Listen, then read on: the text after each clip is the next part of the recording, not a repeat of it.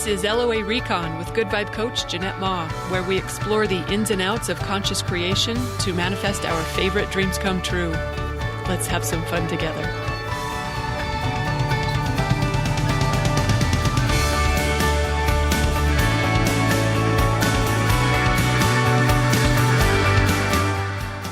Welcome and thank you for joining me for another episode.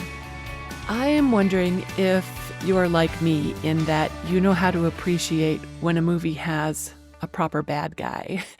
Like maybe even a monster that's a totally believable character. It's just the right amount of creepy. It's not too scary to watch, but it makes the movie really compelling. Watched Oddity the other night. They did a decent job of creating convincing monsters.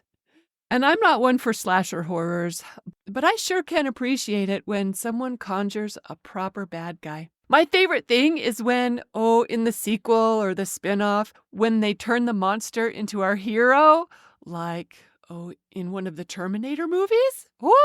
Or, hello, Wicked. Oh my gosh, what about Jaime Lannister from Game of Thrones? Oh my gosh, he was so convincing. George Martin, he did a good job with Jaime. Well, it turns out I've got a knack for making convincing monsters too, I've discovered. I can make them so believable, so dastardly, walking right through the plot lines of my life like they own the place. Which, of course they do when that's how I create them. I'm the one who created the monsters in my own life. I put them there because they could not exist without me, without my attention, without the scripts I give them. Without my believing in their dastardliness, they couldn't exist. They're all my making, and that's exactly what I want to remind myself when one of my monsters gets out of control, which has been happening lately. When it seems like they're ruining my otherwise happy life by, I got a variety of them. They're cutting down magnificent trees, next door. Or like remember when I had the ones that were leaving their outside lights on all night that pointed right into my bedroom? Oh gosh, or the neighbors that put out the lethal traps for the raccoon family that me and another neighbor were enjoying watching grow all year long. They weren't hurting anyone. Ay, such monsters. My nemesis. Okay, so when I get worn out by that battle or when things start to get out of hand, that's when I like to remind myself, just like I did in the movie theater, when the hero's dog dies, I remind myself, it's just a movie, Jeanette. This is too much crying for a first date. But when it's real life, I remind myself the same thing, that I created this monster and I can uncreate it too. I can transform it the same way Gregory Maguire did with the scariest villain I ever met in my whole life.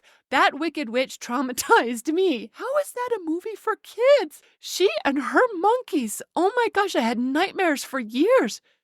But what Gregory Maguire did for Elfie, I can do for any of my characters too. I can turn enemies into best friends.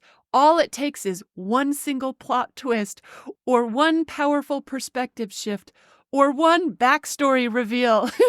I can pull the plug out from under someone by just refusing to buy into their scariness. Just like Toto pulled back the curtain on The Wizard of Oz. And we see it's no monster, it was just an illusion. It was just an illusion the whole time.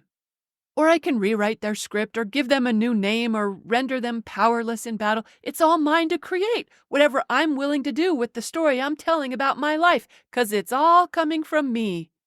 And when we forget that we're conjuring the monsters in our lives, we can just congratulate ourselves on creating something so convincing.